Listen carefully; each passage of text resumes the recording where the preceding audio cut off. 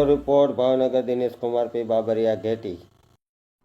नमस्कार दर्शक मित्रों, आप જોઈ રહ્યા છો IHRPC ન્યૂઝ। હું છું સોલંકી દર્શના। બોટાદ જિલ્લાની જાહેર જનતા દ્વારા એસટી ડેપોની મુલાકાત લીધી ત્યારે ખબર પડી કે ખાડાઓ પડી ગયા હતા, જેમાં મુસાફરો દ્વારા જાણવા મળ્યું કે ડેપોમાં ઠેર ઠેર ખાડાઓનું સામ્રાજ્ય જોવા મળ્યું હતું। ડેપોનો પણ ભોગ લઈ લીધો। મુખ્ય માર્ગ પર પણ તમામ જગ્યાઓ પર મોટા મોટા ખાડાઓ પડી ગયા હોય, જેમાં ડેપોના પાર્કિંગમાં પણ ખાડાઓ પડી ગયા હતા। જ્યાં જ્યાં બસ ચાલે છે, જ્યાં જ્યાં રહેદારીઓ તથા મુસાફરો ચાલે છે, ત્યાં ત્યાં ચારે બાજુ ખાડાઓ જ દેખાય છે। તો લાખો રૂપિયાની ગ્રાન્ટોનો અધિકારીઓ દ્વારા ક્યાં વાપરવામાં આવે છે, જનતા દ્વારા સવાલ ઉઠ્યા હતા, જેમાં અકસ્માતનો ભય સર્જાય તો તેના જવાબદાર કોણ? લોકોમાં ઉગ્ર રોષ જોવા મળ્યો હતો, જેમાં વહેલી તકે સમારકામ કરવામાં આવે તેવી લોકો દ્વારા મીડિયાને રજૂઆત કરવામાં આવી હતી। બ્યુરો રિપોર્ટ દિનેશ કુમાર બાબરિયા ઘેટી સાથે રિપોર્ટર જિગ્નેશભાઈ ભાવનગર।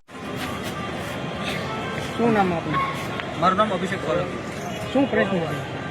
આજરોજ બોટાદ એસટી ડેપોની મુલાકાત લીધી ત્યારે ખબર પડી કે હવે બોટાદની અંદર એટલા બધા ખાડાઓ પડી ગયા છે કે ખાડાઓએ આજે ડેપોનો પણ ભોગ લઈ લીધો છે। ડેપોમાં આજે આવ્યા ત્યારે જોવા મળ્યું કે જ્યાં જ્યાં બસ ચાલે છે, જ્યાં જ્યાં રાહદારીઓ ચાલે છે, જ્યાં જ્યાં મુસાફરો ચાલે છે, તે તમામ જગ્યાએ ખાડાઓનું સામ્રાજ્ય ડેપોમાં જોવા મળ્યું છે। આજે વાત કરવી છે ડેપોની, તો ડેપોના જે મુખ્ય માર્ગ જે છે કે જ્યાંથી બસ અંદર આવે છે ડેપોની અંદર, એ ત્યાં પણ ખાડાઓ પડી ગયા છે।